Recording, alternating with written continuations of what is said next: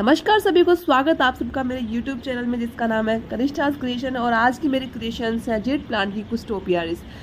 और आज का मेरा मेन टॉपिक है जेड प्लांट की कंप्लीट केयर आप कैसे कर सकते हैं। अगर आपने भी बनाई है जेड प्लांट की सुंदर सुंदर सी टोपियारिस को मेंटेन कैसे रखते हैं, उनमें क्या क्या प्रॉब्लम्स आ सकती हैं और आपकी बनाई हुई टोपियारिस को आप सालों साल कैसे रख सकते हैं, आइए डिटेल में जानते हैं। वीडियो को पूरा ध्यान से देखिए। बाहर आंगन में जय और विजय नाम के मेरे ये दो पहरेदार रहते हैं। बरसात का सीजन आ गया है, पानी बहुत ज़्यादा बढ़ रहा है, तो ओवर वाटरिंग ना हो इसके लिए इन्होंने मुझसे शिकायत करी कि हमारी जगह चेंज कर दी जाए।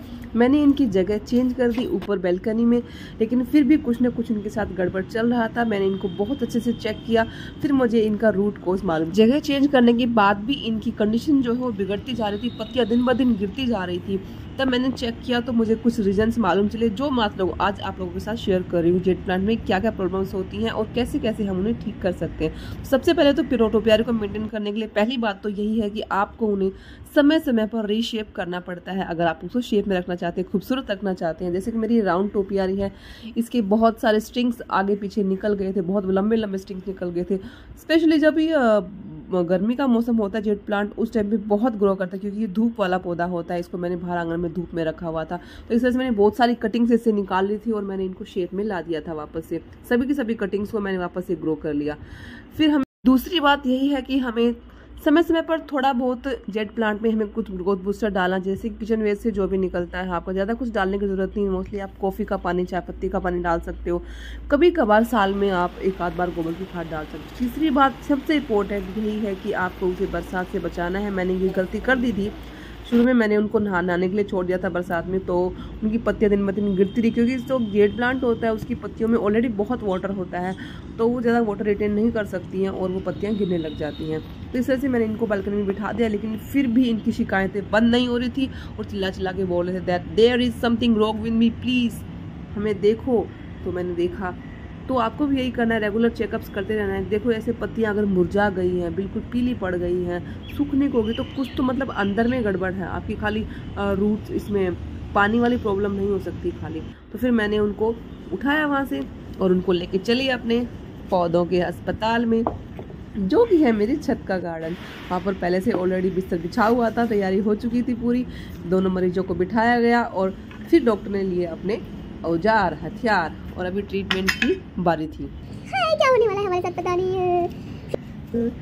फिर मैंने क्या किया, सबसे पहले मैंने बहुत धीरे धीरे से उनकी मिट्टी को लूज़ किया। और मिट्टी थोड़े दिन पहले मैंने पहले भी लूज़ की थी, तो आपको बहुत ध्यान से मिट्टी लूज़ करनी, क्योंकि जड़ें जो हैं वो कट सकती हैं। तो इस तरह से मैंने इनकी मिट्टी को लूज़ किया और मैं उनके बाजू बाजू से जब सारी मिट्टी हटाई तो मुझे कुछ ऐसा दिखाई दिया, और वो था ये कि मेरा एक जेड प्लांट का पौधा वो पूरा अपंग हो चुका था। उसकी एक टांग पूरी तरह से कट चुकी थी, ये देखिए। और मुझे नहीं पता कि मैंने कभी इसको ऐसे सॉइल लूजनिंग के चक्कर में काटा या फिर इसको रूट रोट हुआ था, आई डोंट नो। तो लेकिन इसकी पूरी की पूरी एक टांग कटी हुई थी, यानी इस तरफ से ये पूरा डिस्ट्रॉय हो चुका था। ये कैसे जिंदा था ये तो यही जाने। तो मुझे एक रीज़न तो इस पौधे का तो मालूम चला कि इसका रूट रोट हुआ है, तो हमें इसका करना है ट्रीटमेंट। मैंने सारे के सारे सड़े हुए पार्ट को कट कर दिया, अच्छे से कट कर दिया उसको। और कोई भी शार्प कैंची लेकर के आप इसको अच्छे से कट दे सकती हैं। हालांकि ये सड़ा हुआ ज़्यादा नहीं था, तो मुझे पॉसिबिलिटी यही लग रही है कि जब लास्ट टाइम मैंने इसकी सॉइल लूजनिंग करी थी तो मैंने गलती से इसके रूट्स को काट दिया था। तो ये गलती आप बिल्कुल ना करें, बहुत ध्यान से मिट्टी को लूज़ करें। फिर मैंने लिया एक फ्रेश एलोवेरा का पत्ता और उसको इसमें डिप किया, अच्छे से इसको कोट किया, ताकि इसको एक रूटनिंग हार्मोन मिल जाए। ये देखिए, एलोवेरा जो होता है वो रूटनिंग में काफ़ी हेल्प करता है। उसके बाद लेकिन इन केस अगर रूट रोट भी है इसके अंदर थोड़ा बहुत, तो वह हो ही जाता है बरसात के मौसम में, तो मैंने इसमें थोड़ा सा फंगीसाइड जो है वो छिड़क दिया था पूरे के पूरे पॉट के अंदर। और फिर मैंने क्या किया, मैंने मिट्टी को चेंज किया। मैंने वो मिट्टी डाली ही नहीं इसके अंदर, मैंने दूसरी मिट्टी इसमें डाली। और आप भी ऐसा करें कि साल में एक बार तो टोपियारिस की मिट्टी चेंज करनी ही चाहिए। इससे क्या होता है, उसका न्यूट्रिशन भी जो है वो रिसाइकिल होता रहता है मिट्टी का, और आपका पौधा जो है वो बीमारियों से ही बचता है। अब बात करते हैं सेकंड टोपियारी की। सेकंड टोपियारी को जब मैंने धीरे धीरे खोदा तो मुझे मिला ये, इसके पत्ते काफ़ी ठीक थे, हेल्दी थे, मतलब ज़्यादा ख़राब नहीं थे। तो इसमें एक अलग ही कहानी थी। ये हो चुका था पूरा का पूरा रूट बाउंड, यानी कि इसकी रूट इतनी बुरी तरह से फैल गई थी, जकड़ गई थी कि पूरा का पूरा न्यूट्रिशन पौधे का रूट्स ही खा रही थी और ऊपर पत्तों तक कुछ पहुंच ही नहीं रहा था।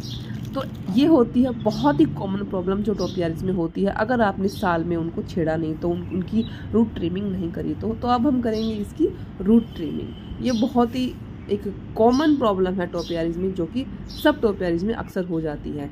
तो हमें क्या करना है, हमें बस क्या करना है, सिंपली सारे के सारे पौधे को ऐसे निकाल करके उसकी मिट्टी को अलग कर देना है एक बार के लिए। तो फिर उन सब रूट्स को देखना है ध्यान से, जो मेन रूट्स है मोटी वाली उनको नहीं काटना है, बारीक वाली जो फाइब्रस रूट्स जो जाला जिनका बन जाता है उन रूट्स को हम कट कर देते हैं किसी भी शार्प ऑब्जेक्ट से।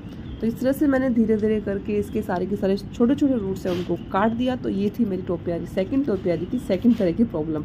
लेकिन उसमें भी मैंने फंगिसाइड ज़रूर डाला, क्योंकि इनकेस अगर मैंने रूट ट्रिमिंग करी है उसमें कभी फंगस ना लग जाए। और इस तरह से मैंने वायर जो था टोपियारी का वो बिल्कुल भी नहीं निकाला था, वायर के समेत ही मैंने अपने पौधे को निकाला था। यूं का ही मैंने उसको फिर से प्लेस कर दिया। अब की बार मैं उसको थोड़ा सा उठा करके लगा रही हूँ। इसके लिए मैंने उसके नीचे थोड़े से पत्थर घुसा दिए थे ताकि वो थोड़ा सा अच्छा दिखे, बाद में उसका जो स्टेम है थोड़ा मोटा हो जाए। तो इस तरह से आप टोपियारी को जब सेकंड टाइम रीपोर्ट करें, हमेशा उसको थोड़ा सा उठा करके पोट में लगाएं। नीचे मैंने बहुत सारी टिपरियाँ रख दी थी ताकि पानी का ड्रेनेज प्रॉपर हमेशा होता रहे। और इस तरह से मैंने उसको सोइल से भर दिया।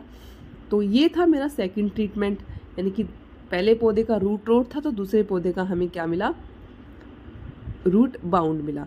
तो जो प्रॉब्लम थी पौधों के साथ, इन जय विजय के साथ, वो कोई सिर्फ बरसात की प्रॉब्लम नहीं थी, उनके पास एक रूट रीजन भी था। ये सब करते करते ये सारा प्लांटिंग का काम मैंने किया था शाम के टाइम पे अपनी छत पे। और शाम के समय 6 साढ़े 6 बजे के बाद एकदम से मौसम चेंज हो गया। यहाँ का मौसम कब चेंज हो जाता है कुछ पता नहीं चलता। और मैं सोच रही थी कि इन पौधों में मैं एक दिन छोड़ के बाद में पानी डालूंगी, लेकिन गोविंद तो कुछ और ही मंजूर था, वो तो खुद लग जाते जब मैं प्लांटिंग करती हूँ। तो उन्हें खुद से ही बारिश कर दी और ये देखो चारों तरफ क्या भयंकर बारिश होने लगी, आप अच्छे से देख नहीं पा रहे हैं। तो मैं बारिश को भी थोड़ा इंजॉय किया। फिर जैसे ही मैंने अपने पौधों की तरफ मुड़ के देखा तो क्या देखा कि उनके ऊपर भी हल्के हल्के छींटे पड़ चुके थे। हालांकि रूट्स में पानी नहीं गया था, लेकिन गोविंद ने अपना काम कर दिया था, हल्का हल्का पानी उन पर स्प्रे कर दिया था। शायद स्प्रे करना ही होगा। तो अगर आपको मेरा ये वीडियो पसंद आया तो चैनल को सब्सक्राइब कीजिए, शेयर कीजिए, लाइक कीजिए, कमेंट कीजिए। Thank you for watching. Happy planting. Thank you so much.